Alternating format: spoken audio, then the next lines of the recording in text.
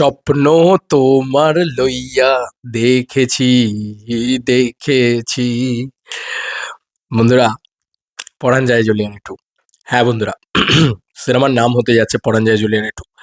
কোথাও গিয়ে এই অ্যাজাম্পশন প্রেডিকশন এটা অনেকেই করে ফেলেছেন হয়তো, কিন্তু আমি এটা বলবো না যে একদম এটা হবেই বা এটা এরকমই আপডেট আসছে বা এরকমই জিনিসপত্র হচ্ছে। কিন্তু যে ছবিটা কালকে উঠে এসছে সেটা আমি কালকেই দেখিয়েছিলাম, এবং সেই ছবিটার ওপরে পরাণ যায় জলিয়ারে টু বলে এই পোস্টটা করা হয়। এটা অফিসিয়াল একটা ছবি, তোমরা বুঝতেই পারছো, অফিসিয়ালি ছবি। এবং তার উপরে পরাণ যায় জলিয়ারে টু, এটা দ্য অফিসিয়াল ক্রিউ বলে দিয়ে এটা পোস্ট করা হয়। ওপরে যে পরাণ যায় জুলিয়ারের টু লেখা হয়েছে সেই এই দিয়ে লেখা হয়েছে, সেটা নিয়ে কোনো সন্দেহ নেই। কিন্তু এই টিমের ভিতরে আমি নাম নিচ্ছি না, কিছু কিছু মানুষ পরাণ যায় জলিয়ারে স্টোরিতে লাগিয়েছে বা কিছু কিছু লিখেছে পরাণ যায় জলিয়ারে, বিষয়টা তারা করেছে। এবং একটা গান এভাবে অ্যানাউন্সমেন্টে ব্যবহার হওয়া, আজ অব্দি দেশু সেভেনের যে কটা অ্যানাউন্সমেন্ট হয়েছে, যা যা হয়েছে, সেখানে কিন্তু পরাণ যায় জলিয়ারের কোনো গান ব্যবহার হয়নি, মানে দেশু সেভেনের কথাই বলছি, বা সেখানে কোনো অন্য পুরনো ছবির কোনো গান ব্যবহার হয়নি। এবার দেব শুভশ্রীর সব থেকে সাকসেসফুল ছবি যদি তুমি বিচার করে দেখো, তাহলে সেটা কিন্তু পরাণ যায় জলিয়ারে, সেটা নিয়ে কোনো সন্দেহই নেই। সব থেকে সাকসেসফুল এবং সব থেকে গানগুলো ভাইরাল হয়ে গেছিলো, সব থেকে বেশি ইয়ে হয়ে গেছিলো। এবং দেখো, আজকে দেশু সেভেন নিয়ে যারা যে বক্তব্য রাখছে যে খুব ভালো ছবি কি না, শুভশ্রী কিন্তু নিজে বলেছিল যে পরাণ যায় জলিয়ারে দেখে আমার মনে হচ্ছিল কিছু এমন ছবি না, এটা চলবে না, এবং ওটাই সব থেকে বেশি চলেছিল। তো যাই হোক, এটাই হচ্ছে বিষয়। কিছু লোক এখন অনেক কিছু বলবে, তাদেরকে তো ধুতে আমি পরবর্তী ভিডিও নিয়ে আসবো, যে দেব নাকি ডিরেকশন দিতে পারবে না ইত্যাদি ইত্যাদি। ওগুলো ভাই অন্য পয়েন্ট, মাথাটা গরম হয়ে আছে ওগুলো শুনলেই, মানে ওগুলো ভাবলেই আমার জাস্ট মনে হচ্ছে দিয়ে একদম টুইটা টিপে ধরি।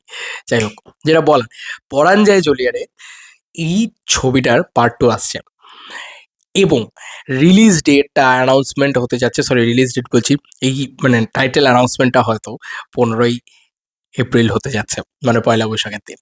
কেন বলছি এই কথাটা, কেন?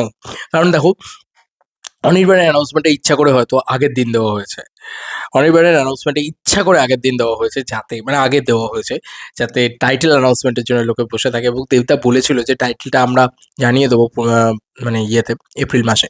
সে সময় আমরা মানে টাইটেল নিয়ে কথা বলবো, সে সময় আমরা কাস্টিং ডিটেলস নিয়ে কথা বলবো। এবং কাস্টিং ডিটেলস কিন্তু দেবদা দিয়ে দিয়েছে, মানে পয়লা বৈশাখের আগেই দিয়ে দিয়েছে। এবার ফাইনালি তোমার টাইটেল রিভিলের পালা।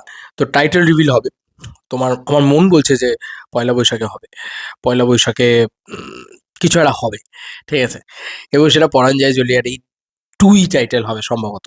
মানে আমরা যতই বলি চ্যালেঞ্জ শ্রী চাই, কিন্তু পরাণ যায় জলিয়ারের টুই হবে টাইটেল। মিলিয়ে নিও আমার কথা, আমার মন বলছে। কেন বলো, এত বড় করে একটা গানের ব্যবহার, তুমি ভালো করে অ্যানাউন্সমেন্টটা দেখো, গানটার ব্যবহার তো করেইছে। এবং টিমের অনেকে কিন্তু লিখেছে পরাণ যায় জলিয়ারে, মানে এটা লিখে দিয়েছে জাস্ট, আমি জাস্ট নাম নিলাম না, আমি জাস্ট বললাম যে এরকম স্টোরিতে লিখেছে পরাণ যায় জলিয়ারে। তো তারা হঠাৎ করে পরাণ যায় জলিয়ারে কেন লিখলো? তারা দেশু সেভেন লিখতে পারতো, দেশু সেভেন নিয়ে এক্সাইটেড লিখতে পারতো, তারা লিখতে পারতো যে হ্যাশট্যাগ দেশু সেভেন, না, তারা লিখেছে পরাণ যায় জলিয়ারে। বুঝতে পারছো এখান থেকে যে পরাণ যায় জলিয়ারে টুই নাম হবে, ঠিক আছে। আমার এটা কোথাও গিয়ে মনে হয়। এবার বাদ বাকি যাদের মনে হচ্ছে যে দেব ডিরেকশন দিতে পারবে কি পারবে না, সেটা নিয়ে পরবর্তী ভিডিওতে আলোচনা করবো, একদম ধরে দেবো ভাই, বেশি পাকামো তো একদম। চলো বন্ধুরা, নতুন কোনো ভিডিওতে দেখা হবে, বাই।